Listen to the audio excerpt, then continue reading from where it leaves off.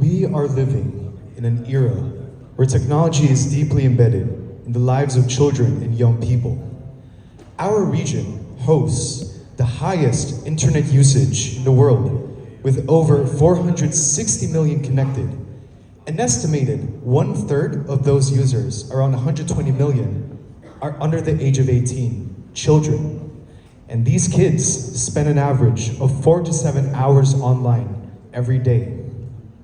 Social media has become ubiquitous for young people and children. Many of us also play video games on our phones and computers. Rapidly growing number of technological advancement brings a wealth of incredible opportunities for learning, innovation, and connectivity.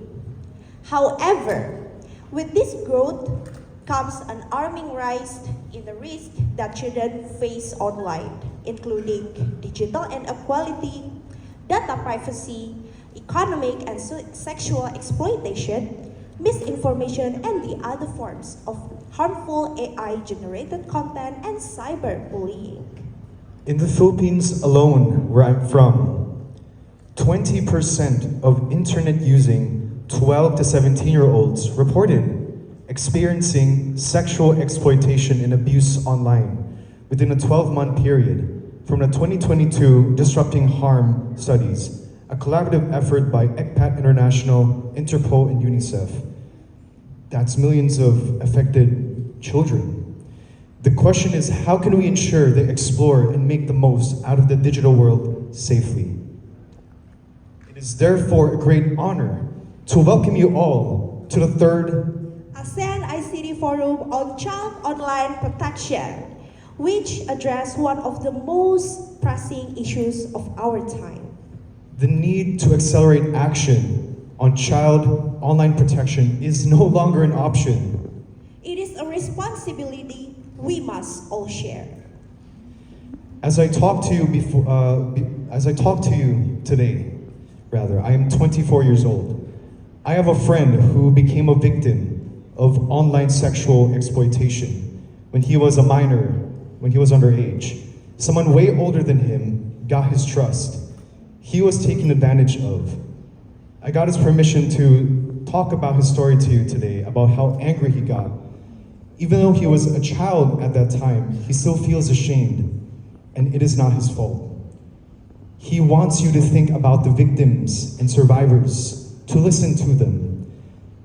Technology can be a force for good, for sure. I personally study online labor platforms and see the potential for economic inclusion with all this technology. But what my friend experienced is a persisting and growing problem that shows us technology can also be a force for great harm if we do not take action. Like John, I'm also a part of young people. I did my research on digital privacy for my bachelor's thesis about doxing, which the act of revealing personal information about someone on the internet without their consent. And I witnessed it myself through an interview with the survivors when all her important personal data was leaked by someone. And unfortunately, it was viral in Indonesia and the content still exists today. Our story are a living example of how technology is truly reshaping how we live and interact. Regulations are needed to provide the framework that governs and guides this development to counter harmful effects.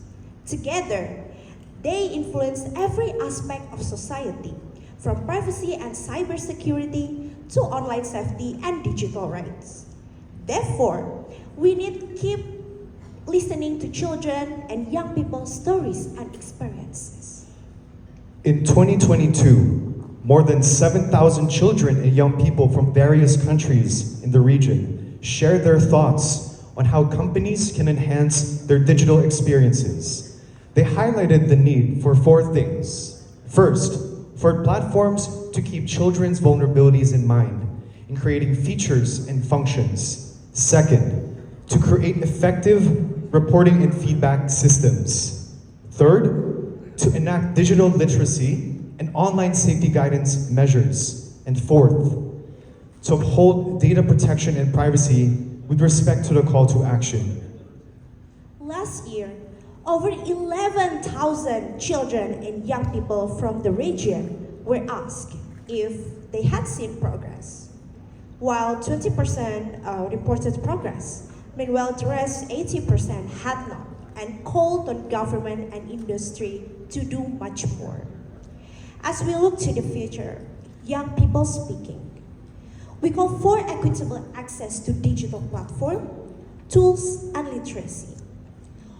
We call for responsible and positive usage of generative AI, the metaverse, and gaming. We also call for the amplification of youth voices in policy making, especially on the use of new ICT.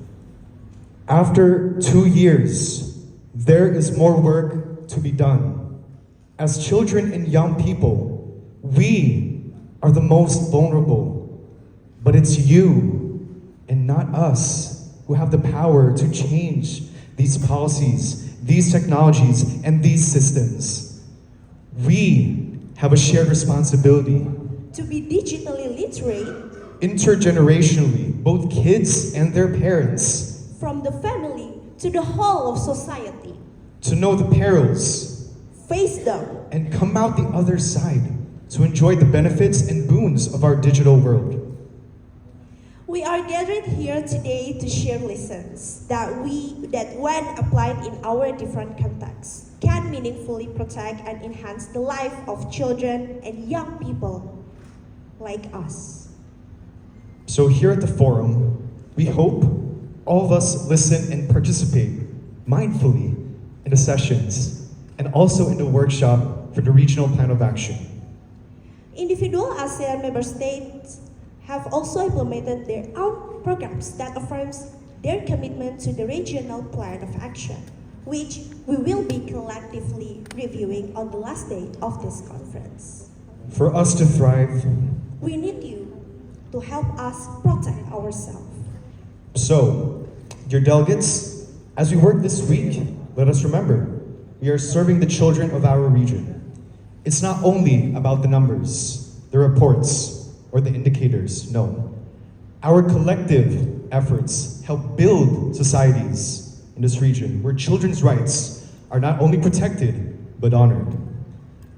Like the wonderfully made subak system in the lush rice terraces of Bali, we must craft and care for the systems that nourish without waste or harm. Although far from it, we are building towards a digital landscape where children and young people can live safely and harmoniously, to grow and thrive free from harm. To begin this year's forum, let's once again listen to what children and young people are telling us about their experiences online and what their recommendation. This year, supported by Child Fund, young people of Indonesia were asked for their perspective. Therefore, I would like to invite Arun Puspa Dahayu as youth facilitator for Voice Now, Abner Thomas Tanu, the member of Mitra Muda UNICEF Indonesia, National Children's Forum and Voice Now Kupang, and Sandi, Digital Youth Council Indonesia, to share these findings with you. The floor is yours.